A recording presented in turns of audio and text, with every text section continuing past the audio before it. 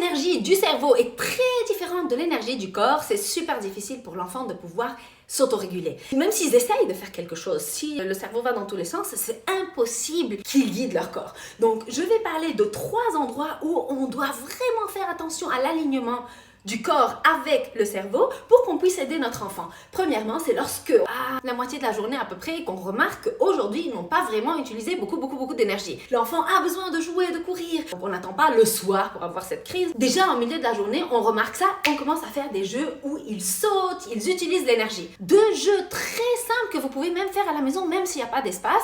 Mettre de la musique, sauter, danser dans tous les sens, faire tout ça et puis on arrête la musique, statue. Après, musique, je saute, je danse et tout, statue. Et vous pouvez changer.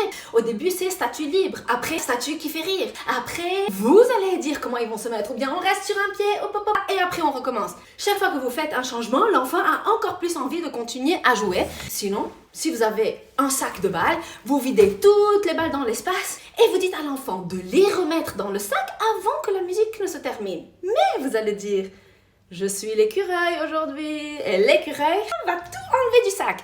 Est-ce que tu as le temps de ranger tout avant que l'écureuil ne les refasse sortir? Ça utilise beaucoup d'énergie. Deuxièmement, après les écrans, s'il vous plaît, essayez de ne pas mettre les enfants devant les écrans avant 6 ans ou 7 ans. Lorsqu'un enfant reste devant l'écran, ils ont besoin de 2 fois ce temps-là pour s'autoréguler après. Mais le plus important, c'est les 20 minutes après l'écran, et il faut faire une activité physique. Pourquoi? Parce que le cerveau est comme ça, parce qu'il vient de voir plein d'images et plein de couleurs, mais le corps était complètement immobile.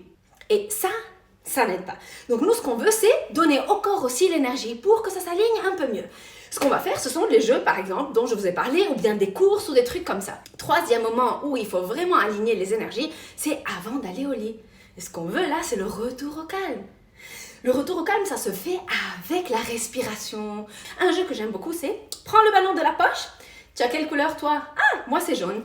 On l'étire, on étire et on met dans la bouche. On gonfle. Je le fais et je joue avec le ballon. Boing, boing, boing, boing. Je vais compter jusqu'à 3 et on va l'éclater. Jette-le. 1, 2, 3.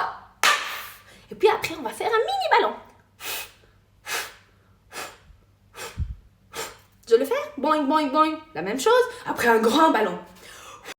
Je le ferme, même chose, boing, boing, boing, j'éclate. Si vous voulez pas aller dans tellement de détails, j'ai 5 bougies. Soufflez. Ou bien des bougies qui sont proches.